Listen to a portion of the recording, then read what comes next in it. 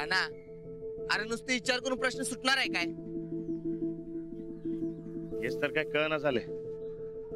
निवळाच्या सोडून प्रकरणाला चिघळायलंय. तू एक काम कर, त्या बापूलाच घे दमात. हा, अरे काय दमात घेऊ?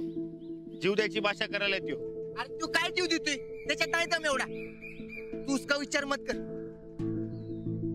अरे नाही, आजकाल लय बैसाट लागत वागायला.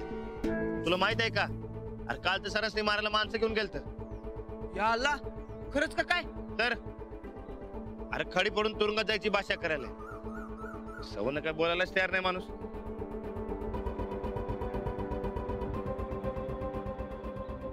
जरा हिंगाडच वाटते बघ मला. प्रकरण जरा चिघळ्यासारखंच वाटते. हेच तर, काय करायचं? तू रेणूच्या आईला जरा समजावून सांग की. काकींच्या तोंडात एक शब्द फुटत नाही त्या बापूंसमोर. नुसतं वयला वय करतात आणि गप्प बसून राहतात. एक काम कर, वहिनींनी सांग. वहिनींचं ऐकणार बघ. आहे ना व. अरे त्यासनी बापू पाण्यात बघायला. अरे त्यांच्यामुळे रेणू वाया गेले असं म्हणतात ते. अरे राणा, मी माझ्या वहिनीबद्दल नाही, तुझ्या वहिनीबद्दल बोलतोय. वहिनी साहेबांच्या बद्दल. मला सांग, हे सगळं घडलं कुणामुळं? वहिनी साहेबांच्या मुळे. तो बापू फक्त वहिनी साहेबांचं ऐकतोय. वहिनी साहेबांनी सगळं गोड बोलून समजावून सांग. वहिनी जर नाही म्हणाल्या तर प्रश्न मिटला. होय की. हा, हे स्थळ त्यांनीच आणलं व. आणि समजा पुढवून त्यांनीच केलं. हा, हा, मग त्यासनीच सांगायला पाहिजे समजा मोडायला. हा, फक्त आता वहिनी साहेबांनी ऐकलं पाहिजे म्हणजे झालं.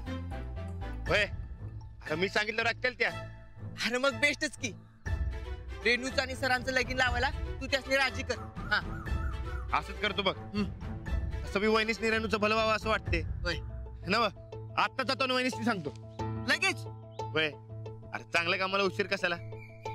बरं, अरे जी काय काम असेल तर मी आल्यावर करतो. काय अरे तू कामाचा लोड अजिबात घेऊ नकोस.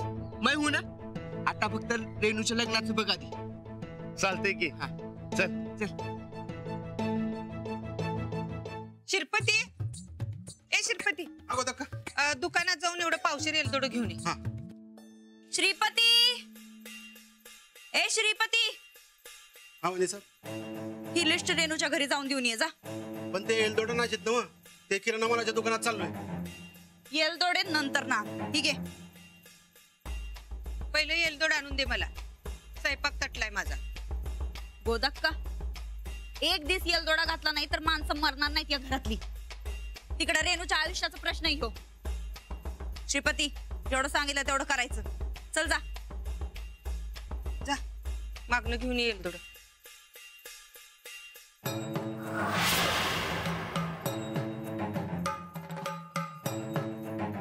वहिनी, राणा भाऊजी. वहिनी इकडे की जरा बोलायचं होतं. हो, काय झालं? वहिनी, लई मोठ्या कोड्यामध्ये सापडले बघा मी. तुम्हीच मला सोडवू शकता बघा. हाव राणा भाऊजी, तुम्ही सांगायचं आणि आम्ही ऐकायचं. तुमच्यासाठी काही पण. ते रेणूचं बापू लई ताटून बसल्यात बघा. हा, ते बघितलं आम्ही सकाळी. राणा भाऊजी, आम्ही काय म्हणतो, तुम्ही बी या भानगडीत पडूच नका बघा. अहो फास घेतला आणि चिठ्ठीत तुमचं नाव लिवलं बिवलं म्हणजे अहो केवढ्यात पडायचं आहे समज. वहिनी असं कसं म्हणताय? सवाल रेणूच्या आयुष्याचा आहे बघा. मला मधी पडावंच लागणार. वहिनी शब्द देऊन बसलोय मी. मग आता आम्ही काय करायचं असं म्हणायलाय तुम्ही?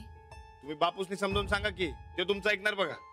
नाही नाही नाही, हे बघा राणा भाऊजी, या भानगडीत आम्ही नाही पडायचं असंच ठरवलंय बघा. सकाळी बघितलं नव्ह तुमचा भाऊ कसं भडकला आमच्यावर.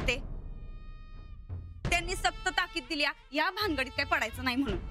एवढंच नव्ह, मग मी सांगतो की सूरजला, पण तुम्ही मध्यस्थी करा. काय नाही म्हणू नका. मी सांगतो म्हणून एवढं करा माझ्यासाठी. नंदुडे, मम्मी. अगं मम्मी, अगं तू कस काय ग अचानक?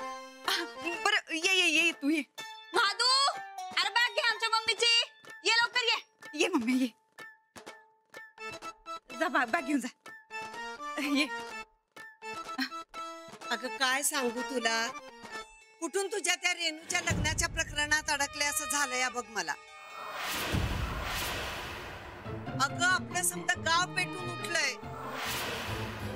अगं बाई, पण का? अगं का पण काय, ठरलेलं लग्न मोडताय ते बी काही कारण नसताना. अरे देवा, तुला कोणी सांगितलं का मम्मी? आता बातमी पसरायला टाइम लागतंय भाई. अगं समध्या गावभर ती चर्चा आहे. पोराकडच्यांनी गावाला भडकिवलं आणि आता गावानं पण इज्जतीचा प्रश्न केलाय. नंदुडे मी तुला सांगते, काय वाटेल ते कर, पण हे लग्न उरकून टाक बाई, त्याशिवाय गाव शांत होणार नाही. आज सगळे जाब विचारायला दौलतवाडीला येणार होते. मी अडवलं, म्हंटल मी जाते आणि तारीख काढून आणते. अहो मामी, यो पोरगा दारू पितोय, मग कसं करणार लगीन? अहो पीत होता. ए सांगितलं नाहीस बाई ह्यासनी? आता तूच सांग. अहो आता 6 महिने झालं ते पोरग गळ्यात माळ घालून मंदिरासमोर भजन कीर्तन करतय की वो. माणसं काय बी बोलत्यात, तुम्ही विश्वास नका ठेवू. माणसांचं काय, अहो पण लग्नाला विरोध करायचं काही कारणच नाहीये. अहो आमच्या इज्जतीचा मान राखा. चल का नंदुडे. हा, आलो.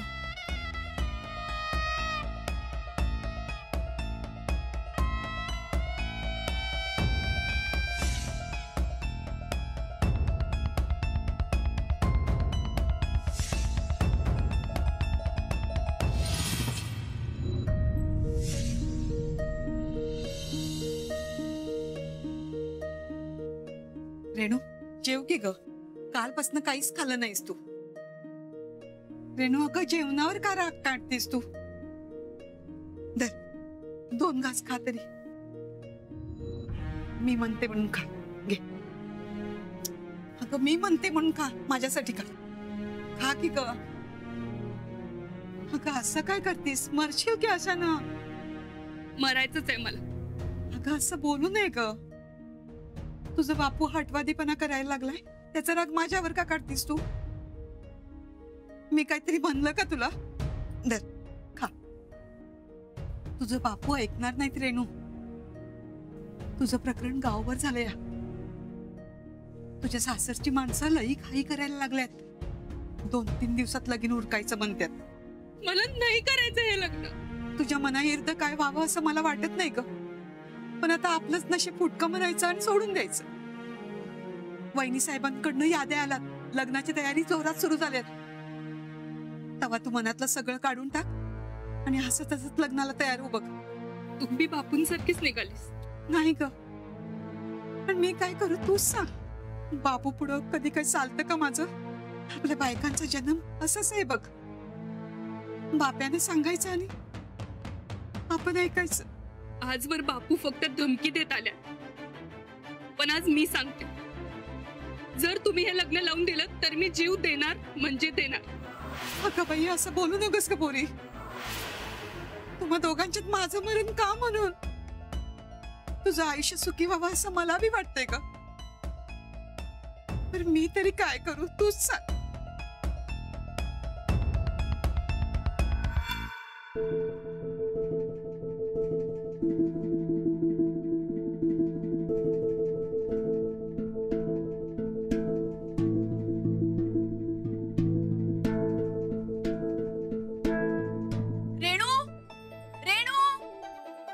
अंजली, अगं तू जाऊ नकोस बाहेर, बस.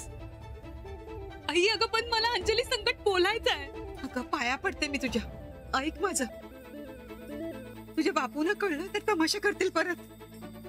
अगं पण आई, भडकून अंजलीला काहीतरी म्हणलं तर तुला चालेल का? तिच्या नादाला लागूनच तू अशी वागतेस असं वाटते त्यासनी. तू बाहेर येऊ नकोस का बाई, मी बघते काय म्हणते ते. आले.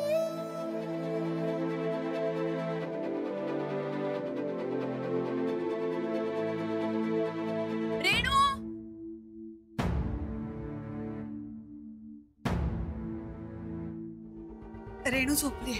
आता तुमच्याशी जरा महत्वाचं बोलायचंय. रेणू, हाका मारून नाही येणार ती. म्हणजे तुम्ही काय कोंडून ठेवलंय तिला? काकू, हे तुम्ही बरोबर करत नाही आता. काय समजायचं ते समज बाई. पण खरंच थांबी होता हे समज.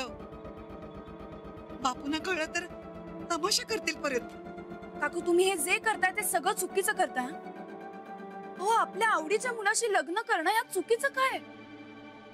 राजवाडे सर चांगले, हुशार आहेत, कमावतेत आणि रेणूचं प्रेम आहे त्यांच्यावर. मग तुमच्या मुलीच्या आयुष्याचं भलं व्हावं असं नाही का वाटत तुम्हाला? असं काही नाही ग. बापूंना पसंत नाही. नाव गाव घरदार कशाचाच पत्ता नाही. हो, ह्या सगळ्याचा काय संबंध? हे बघा, आता माझीच गोष्ट घे. मी एका साध्या घरातून आलेली मुलगी. माझं कुठे मोठं घरदार आहे, पण तरी सुद्धा राणाजींनी माझ्याशी लग्न केलंच ना. आणि आता तर आम्ही दोघं खूप सुखात होत. काकू, आनंदी असायला घरदार आवश्यक नसतं. तुमची गोष्ट वेगळी आहे. बापूंना पसंत नाही आणि आता मला बी पसंत नाही. नुसते आवडी निवडीवर संसार चालत नसतोय ग. घरदार जमीन जुमला काहीतरी पाहिजेच की. परत तेच? अहो काकू, कुणाच्याही मदतीशिवाय स्वतःच्या पायावर जो माणूस उभा राहू शकतो तो पुढेही आयुष्यात प्रगती करूच शकतो ना. हे बघा, माणूस चांगला असला ना की सगळेजण त्याला मदत करतात. आणि आता तुम्ही राजवाडे सरांचंच बघा. आमच्या कॉलेजमधला प्रत्येक माणूस त्यांना मदत करण्यासाठी पुढे धावून येतोय. आता राजवाडे सरांकडे गाडी आहे, पुढे जाऊन घरही असेल. कुटुंब नाही म्हणून मुलगा वाईट ठरत नाही. मला खात्री आहे राजवाडे सर रेणूला आयुष्यभर सुखात ठेवतील. पण जर तुम्ही रेणूच्या मनाविरुद्ध तिचं लग्न लावून दिलत ना तर तिचं सगळं आयुष्य खराब होईल. माझ्या हातात काहीच नाही. बापूच ठरवतात काय ते काही ऐकायचे नाहीत. पण ते जर का ऐकत नसतील तर तुम्हाला त्यांच्या विरुद्ध आवाज उठवला पाहिजे. तुम्ही कशाला ऐकून घेताय? कारण मी घरचा करता पुरुष आहे.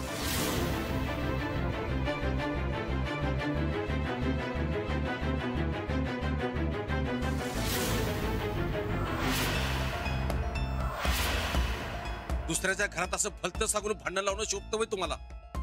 अहो, गायकवाड घराण्याचा तरी विचार करा जरा. काय चुकीचं बोलतेय मी? पुरीला फेतवलंच माझ्या. आता माझ्याच घरात येऊन माझ्या बायकोला माझ्या विरुद्ध भडकवताय. हे काय बरोबर आहे होय? मी काही भडकावत नाही. जे योग्य आहे ते सांगते. तुमचं योग्य ठेवा तुमच्या जवळ. गावभर शानपणा वाटण्यापेक्षा स्वतःच्या घराला जावा आणि धाकट्या जाऊबाईकडनं 4 समजुतीच्या गोष्टी शिका. त्यांचा काही संबंध नाहीये इथे. तुम्ही त्यांना मध्ये घेताय हे तुमचं चुकतंय. तुम्हाला चुकीचंच वाटणार हो. हे बघा वहिनी साहेब, मला तुमच्या बरोबर वाद नाही घालायचा. अहो, रेणूच्या लग्नाची तयारी तुमच्याच वाड्यातनं सुरू झाली आहे. माझी सहनशक्ती संपाच्या तुम्ही इथं जावा. अहो, पाया पडतो मी तुमच्या. हे खूप चुकीचं करताय तुम्ही.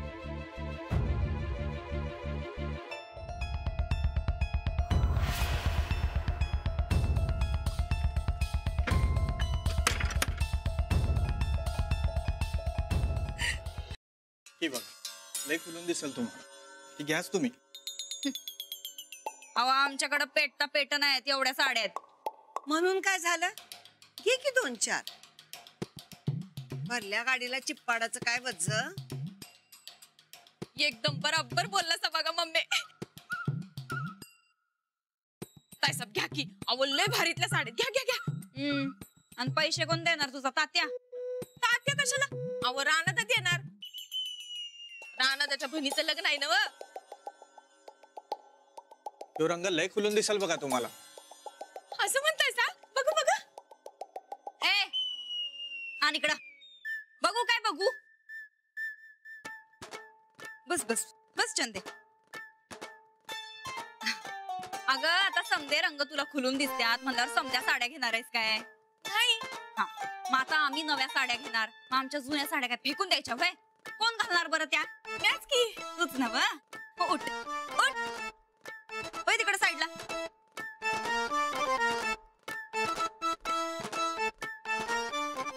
अगो बाई, गोदाक्का, नुसतं उभं राहून राहून तुमचं पाय दुखत असतील ना ग?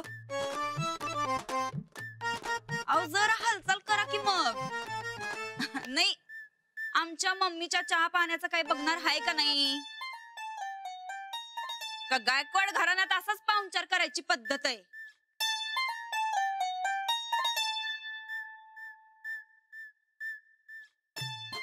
वा वा, माझ्या लेकीचा इथं रुबाब म्हणजे रुबाबच आहे की ग. मम्मी तुला सांगतो, या घरात आमच्या शब्दाबिगर एक पान हलत नाही बघ. वय माझ्या ताई साहेबांच्या पुढे जायची कुणाची बी हिंमत नाही बघा. बरं मम्मी, त्या पोराकडच्यांना बी सांगून ठेव, म्हणाव समजा आमच्या मनासारखं झालं पाहिजे. उगा स्वतःचं डोसकं लढवायला जाऊ नका म्हणाव. आणि वय दोन्हीकडचा मान आम्हाला मिळायलाच पाहिजे. तू अजिबात काळजी करू नकस बघ, तुझ्या पुढे जायची कुणाची हिंमतच होणार नाही. आता परवा आमचा रुबाब बघ ग तू लग्नात. आणि माझा गो, अगं मम्मी, आता तू आमची मम्मी आहे म्हणल्यावर तुझा बी रुबाब असणारच की. हा, तू नका काळजी करू.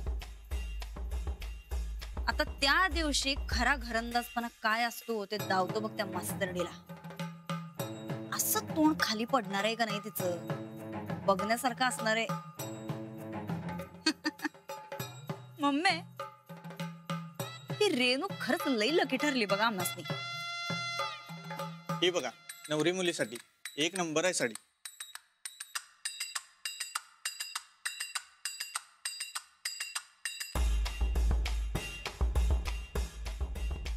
एवढी महागातली साडी घालायची लायकी तरी आहे का तिची?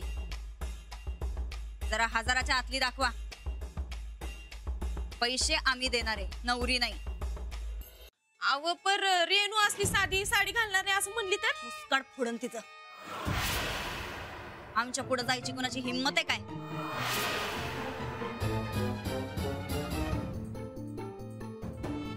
कुणाला विचारून करताय हे सगळं? या आता आल्या हिम्मतवाल्या. या जाऊ बाई, या या या. आओ, रेणूच्या लग्नाची तयारी. या तुम्ही बी बघा. कोणाला विचारून करताय तुम्ही? अहो जरा काहीतरी विचार करा. ज्यासनी विचारायचं होतं त्यासनी विचारलंय जाऊ बाई.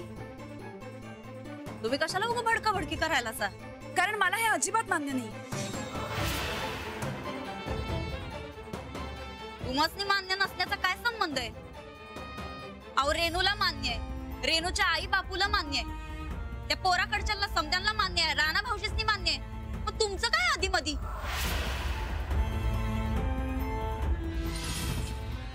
हे कधीच तयार होणार नाही. मग जाऊ नदी राणा भाऊजीसनी विचारा. रेणूच्या बापूला एवढा खर्च जमणार नाही म्हणून आम्ही हे समाजकार्य करायलोय. उगा आवाज चढवायचं काम नाही. जाऊ बाई,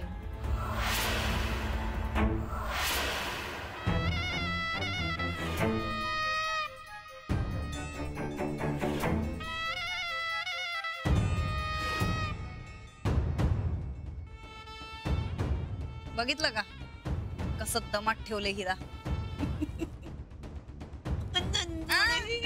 आज तुझी नजरच काढायला पाहिजे बघ. तू लई मोठी कारभारी झालीस ग.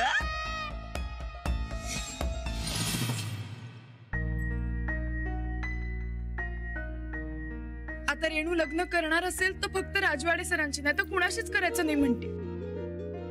तुझं प्रेम तुला मिळालंच पाहिजे बघ. लहानपणापासून आजवर जशी साथ देत आलोय ना व, अशी हितनं पुढे बी साथ देणार बघ तुला.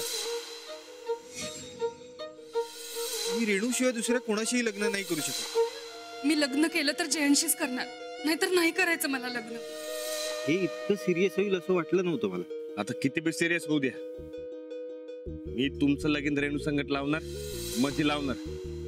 तो बापू फक्त वहिनी साहेबांचं ऐकतो. वहिनी जर नाही म्हणाल्या तर प्रश्न मिटला. जर राणादानं आमच्या घरात ठवाठवळ केली तर मी फास लावून घेईन. अहो आम्हाला बी असंच म्हणला ती हो. म्हणा रेणूचं जर लगीन मोडलं तर मी फास घेईन आणि तुमचं नाव चिठ्ठीत लिहीन म्हणा. तवा धरणं आम्ही ठरवलं या रेणूच्या लग्नाच्या भानगडीत अजिबात पडायचं नाही. तुम्ही बी अजिबात मध्ये पडू नका बघा. पोराकडच्यांनी गावाला भडकिवलं आणि आता गावानं पण इज्जतीचा प्रश्न केलाय. काय वाटेल ते कर, पण हे लग्न उरकून टाक बाई. रेणूला शब्द दिलाय मी की तिचं लगीन तिच्या मनाप्रमाणे लावून देईन.